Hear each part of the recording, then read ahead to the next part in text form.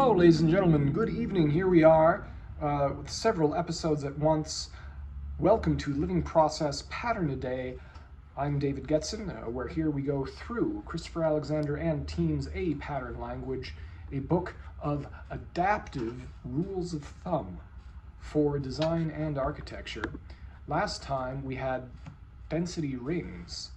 This episode, it is number 30, activity nodes, the kind of things that you do in the density rings. So, starting as usual with stating the problem, stating the challenge to be overcome. Community facilities scattered individually through the city do nothing for the life of the city. Stated a bit extremely. But you can see that, what is this talking about? Community facilities scattered individually. Okay, so think of, there's a library, there's a basketball court, there's a park, there's a swimming pool. You just put these things in random places. They're gonna be much less valuable. They're gonna be much less fun. Now imagine some type of situation where you walk out, just imagine it like this. You walk out, it's a hot day, you go to it's your day off. It's a hot day. In the morning you think, there's a really cool book. I'd love to just sit down.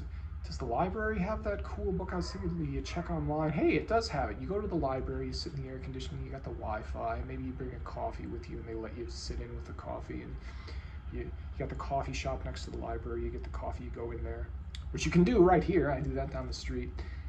And then when you're done, and this is the imaginary part, South Pasadena is not like this. I don't know any place that's like this. But imagine going down the steps of the library, exiting a beautiful library. You go down the steps, and as you go down the steps, you can see the pool in front of you, the community pool, where people are having fun, running around, and there's kind of like a fountain situation in front of it with a cool breeze coming from the fountain to you, and the nice kind of splashy sounds. And it's like, wow, that's nice. And then on one side of the pool is a tennis court. On the other side of the pool is a basketball court. And then you see, it's like, oh, there's John and Jim. Oh, they're doing real good with the tennis today. That's cool. And then like John and Jim are, they think, oh, well, let's kind of relax in the pool and be less sore afterwards. So they're going to go into there are ways of organizing these things where if you have these activity nodes, where if you think about what makes sense to make the whole better than the sum of the parts, what are the ways that you can set stuff up so that it amplifies the wonderfulness of a community? Now that's just something I was thinking off the top of my head, and this is one of the great things about pattern language, is that that book invites anybody to do this, is to use the framework of these ideas and think, what would I imagine for that? Well, how would I apply this pattern or apply this idea? So let's recapitulate the problem again. Community facilities scattered individually through the city do nothing for the life of the city. Therefore, create nodes of activity throughout the community, spread about 300 yards apart. Right? This is the way we're talking. Maybe you have parks in between. They're saying maybe you have a couple of houses in between them, parks in between them. That's a nice idea. It's a little bit better than what I was just saying. But think about that framework, or maybe put things that you would like to see next to each other like that as well.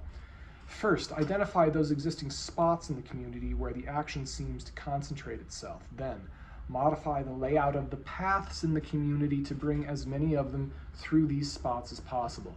This makes each spot function as a node.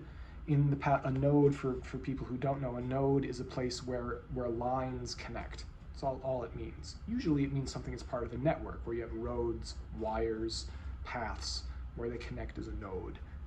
The dots and connect the dots are all nodes, and you connect them. Then at the center of each node, make a small public square. That's nice, at the center of each node. Old cities are very much like this. Berlin is very much a city that's like this even today. Lima used to be like this. It still is to a degree, but it's kind of overwhelmed. But they have where the streets intersect, they have these beautiful boulevards and parked things, but there's too much stuff.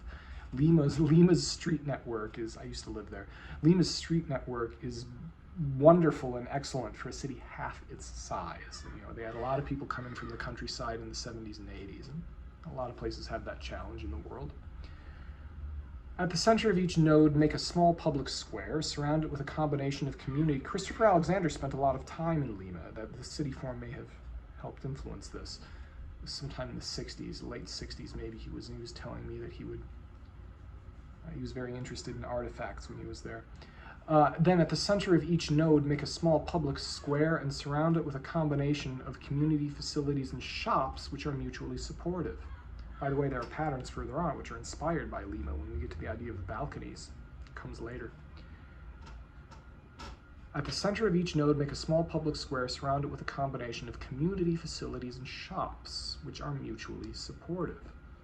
Right, so you're, like I said, the coffee shop and the library next to each other. To a certain degree, that does happen naturally in a healthy community. We got that right here down the street, the coffee shop and the library. Or you can think about other things that make sense like this. Frank Lloyd Wright, with his ambition of Broadacre City, wanted there to be, he wanted gas stations to be beautiful like this. He's like, people are going to go there anyways. Don't just have it be a gas station, that's dumb.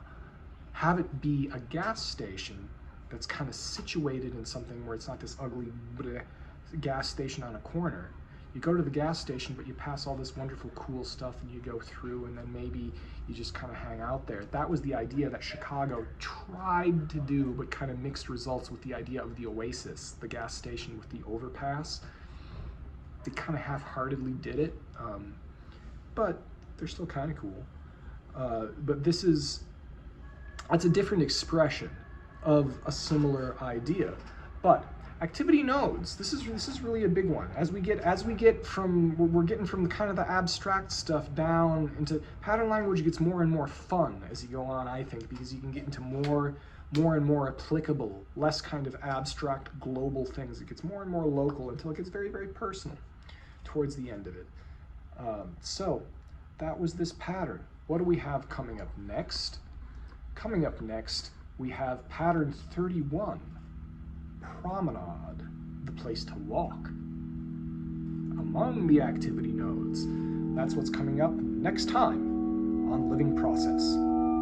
Thank you for listening.